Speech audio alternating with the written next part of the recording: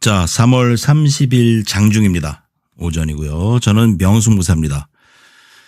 자, 제가 오늘 하이닉스를 한번 사봤어요. 하이닉스 비중이 그렇게 크진 않은데 오늘 사봤습니다. 오늘 제가 사본 이유를 좀 말씀드리면서 증시에 대해서 여러 가지 이야기들을 말씀드려 보도록 하겠습니다. 자, 일단 공포지수, 나스닥의 이 공포지수가 10이에요, 10. 익스트림 피어, 공포에 산다라는 말이 있는데 여러 가지 변수들이 많죠. 지금이 하락장인가 아니면은 상승장 중 조정인가 어디까지 빠질 것인가. 공포지수가 10까지 떨어졌고 트럼프는 왜 이란을 쳤을까요? 제가 생각하는 거예요. 제 뇌피셜입니다. 달러가 강해지면은 어떤 일이 벌어지냐. 달러가 강해지면은 미국 밖에 사는 사람들의 삶이 팍팍해집니다. 한국 10년물 국채금리가 4,400인가요? 이런 서민 다 죽죠. 서민이 아니라 나라가 이거 망가집니다. 무섭게 오르고 있어요. 이 국채를 바이백 해줘야 되는데 외인들이 주식으로 뭐 50조를 팔았으니까 그 돈도 달러로 바꿔줘야 되고 나라의 달러가 뭐 수출로 벌어들이지만 이거 막을 수가 없다. 그러면 이제 이번 정부에서 목표한 부동산 버블은 확실하게 잡을 것 같아요. 문제는 이제 부동산에서 버블이 터져서 부동산이 폭락이 된다. 그런 사태가 올지 안 올지는 저도 모릅니다. 모릅니다만 그런 사태가 벌어졌다라고 본다면은 문제는 심각하겠죠. 제2의 뭐 IMF가 오는 거죠. 그러니까 트럼프가 노린 것이 바로 강한 달러를 만드는 것이 아닌가. 여기 보면 이 달러입니다. 달러가 계속 올라가고 있죠. 왜냐하면 그 전에 국채를 자꾸 파니까 중국이라든지 국채를 많이 팔았죠. 그리고 금을 사니까. 야, 저 전쟁 한번 일으켜서 유가도 한번 폭등시키고 미국은 그렇잖아요. 기름이 펑펑 나는 나라입니다. 뭐 걱정할 게 없죠. 한국은 어때요?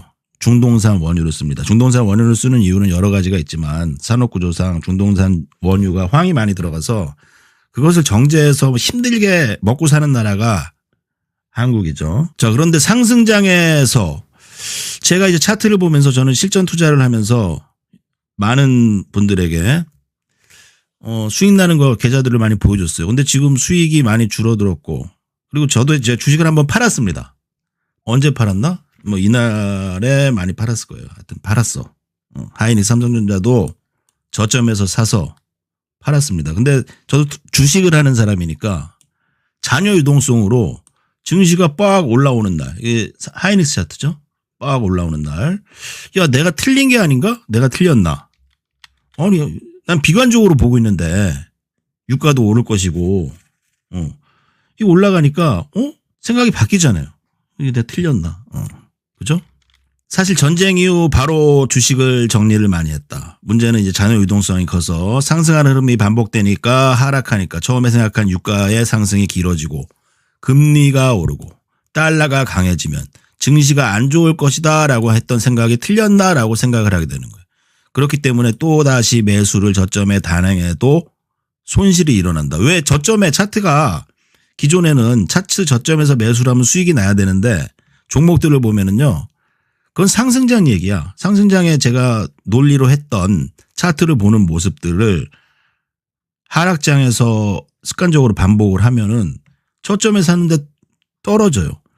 그럼 주식은 사면 올라야 돼요. 그죠? 저점에 사면 더 많이 수익이 나야 되고 대충 사도 올라야지 그게 상승장입니다. 상승장에는 수익을 많이 내요. 저는 지난 1년 반 전 한국 증시 안 좋다고 할 때 그때부터 이제 조선주, 방산주로 계좌 하나는 뭐 2천만 원짜리가 3억까지도 갔어요. 근데 지금은 저점에서 산다고 사도 더 하락한다는 거예요. 차트를 보겠습니다. 그래서 지금이 이제 저는 하락기냐 아니면은 상승 중 조정이냐 웬만해서는 상승 중 조정으로 봐야겠죠. 근데 지금 그렇지가 않을 수도 있다는 게 앞으로 올 수 있는 더 큰 일들이 벌어질 수 있다. 미래를 모르는 거예요. 이것은 차트로 말씀드리다기보다 미래를 모른다. 그리고 외국인이 왜 파느냐. 이 차트를 이중바닥으로 보면은 이 코스피 지수예요. 이렇게 오르고 이렇게 가다가 코스피 지수가 수렴이 되고 이렇게 올라가야 돼요. 코스피 지수가. 이게 정상적인 차트입니다. 근데 지금 이걸 이제 하락장으로 대입한다. 하락장으로 대입한다. 그럼 예를 들어서 제가 상승장으로 차트를 본다면 하이닉스를 오늘 샀다겠죠? 이 일봉에서 여기서 사면은 이렇게 올라가서 수익을 조금이라도 줘야 돼요. 다시 빠지더라도. 단타로 접근을 하더라도 일단은 수익을 줘야 돼. 문제는 하락장이라면은 반등이 온다 하더라도 이걸 뚫고 일목을 뚫고 내려가기가 어렵습니다. 사실은. 일목의 이 자리를.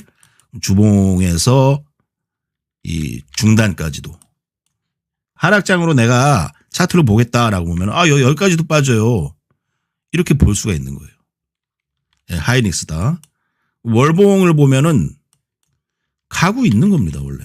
조정을 주고 가고 요번 달 가고 다음 달 목표가 늘어나고 다음 달부터는 조금이라도 오르고 그 다음 달 올라가야 돼요. 근데 지금 상황이 이게 그러는 것이 맞나? 그죠? 하지만 저는 상승장의 조정에 대한 염두를 두고 오늘 하이닉스를 사봤다는 거예요. 근데 제가 산 하이닉스가 단기로 볼 수도 있습니다. 하이닉스가 수익이 안 나고 도로 하락으로 전환돼서 손실이 난다면은 그거는 지금 우리가 모르는 미래에 더 큰 문제들이 있을 수 있다라는 겁니다. 더 큰 문제들이 있을 수 있는 게 그게 뭔지 모르겠어 나도. 제가 그런 얘기를 하면은 사람들이 이제 비관에 빠집니다. 근데 이미 비관에 빠졌어요. 공포지수가 10이야. 그러면 어쨌건 나스닥을 보겠습니다. 나스닥 차트를 보면은 코스피는 여기까지. 그죠?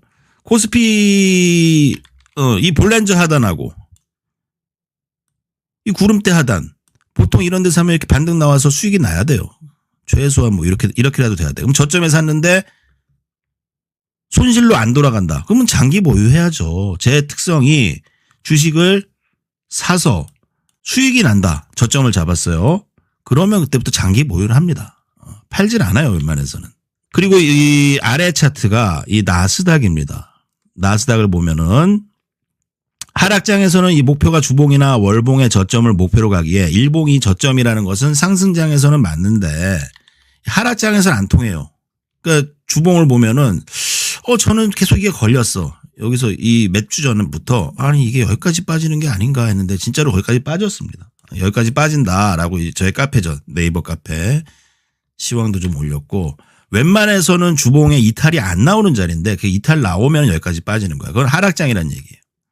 근데 지금 보면은 더 나쁘게 보자. 그러면 나스닥이 지난번에 저는 이 조정을 겪고 상승장을 봤습니다. 왜냐면은 이 조정도 저는 버텼어요. 엔비디아를 이 조정을 버텼다고. 그리고 상승장을 맛봤어. 근데 이번에는 좀 다를 수도 있는 것이지만 어쨌건 이제 하락장의 차트로 본다면은 이건 23,000까지 빠진다는 거야. 23,000까지 빠진다는 겁니다. 하지만 안심되는 게 공포지수가 10이라는 거고 부동산 대출 금리가 인상되고 유가가 150달러를 가고 달러가 더 오른다면 한국 부동산 버블이 터지고 건설사 몇 개 무너지고 이런 사태가 올지도 모르죠. 그것이 바로 블랙스완입니다. 그래서 제가 코스닥도 보면은 이미 정고점을 넘겼어요. 코스닥 차트는. 이건 누가 봐도 상승장 차트로 바라본다면은 이 코스닥의 차트를 상승장 차트로 본다.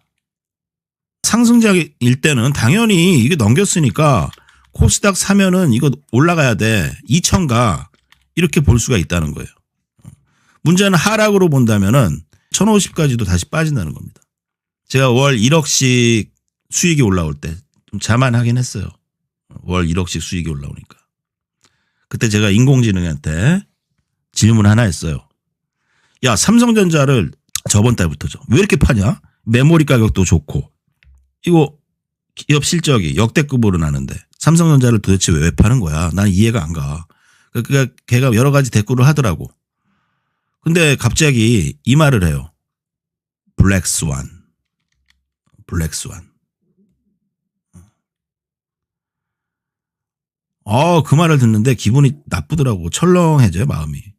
블랙스완. 아무도 모른다. 아무도 모르는 무서운 일. 그러니까 블랙스완이라는 거는 검은 백조죠. 원래 백조가 흰색 백조만 있어야 되는데 검은 백조가 나타난 거예요. 그러니까 이게 무슨 일이냐, 말도 안 된다. 검은 백조가 어딨냐. 근데 실제로 그런 일이 벌어진 겁니다. 그러니까 주식시장에서는 그것을 벌어질 수 없을 일이 있을 수도 있는 것이 벌어진다라는 뜻으로 블랙스완이라고 하죠. 이 블랙스완은 예측할 수가 없다라는 겁니다. 자, 그럼에도 불구하고 제가 오늘 하이닉스를 오늘 나는 그냥 상승장이라고 생각할래 라고 보는 차트로 본다면은 오늘 샀어요. 근데 만약 올라가. 그럼 상승장인 거예요. 내일부터. 하지만 여기가 뚫리고 반등 오더라도 내려간다. 그럼 어디까지 빠지냐? 65만 원까지 빠져요. 65만 원까지. 그 전까지는 제가 모든 차트를 상승장에 대입했어요. 근데 이제 하락장에 대입을 해야 되나? 참 고통스럽습니다. 저도 고통스럽고 여러분도 고통스럽고 스트레스 받고 앞이 뿌옇잖아요. 앞이 안 보여. 그 전까지는 앞이 다 보였어요. 빛이 보이고 다 했는데 전쟁 터지고 나서부터 앞이 안 보여요. 이게 사면 빠지는 경우도 있고 그죠? 그래서 지금 시기에서는 무리하지 마시고 기존에 했던 방식으로 수익 나기가 어렵다라는 겁니다. 그리고 신용 쓰면 안 된다. 어쩔 수가 없죠. 그것도 습관이에요. 신용도. 빚내서 투자하신 분들은 이 상승은 어디서 나오느냐. 차트에서 나오는 게 아니라 뉴스의 헤드라인에서 나온다. 차트에서 답이 있는 게 아니라 우리가 보는 뉴스의 헤드라인에서 답이 나올 수도 있다 말씀드리면서 여러분들 힘든 시기지만 좀 모르겠다. 무슨 소리인지 잘 모르겠다 하시는 분들은 다시 한번 네이버 카페에서 시황을 한번 보시고 글로 다시 보시기 바라겠습니다. 중요한 것은 제가 오늘 여기서 샀는데 이렇게 해서 수익이 나느냐 아니면은 이탈해서 손실 나느냐. 저도 이것을 상승장이라면 저는 95% 확률로 수익 나야 돼. 하지만 진짜 하락장이다. 앞으로 뭐 금융위기 오고 부동산 버블 터지고 이런 게 미래에 있다. 뭐 3차 대전이 있다. 여기 뚫고 내려가요. 뭐 해야 돼? 달러 사놔야 돼. 참 속상한 일입니다만 뭐 그럴 확률도 있다는 것을 염두는 해둬야 된다 말씀드리면서 자 상황을 지켜보겠습니다. 저는 명승부사였습니다.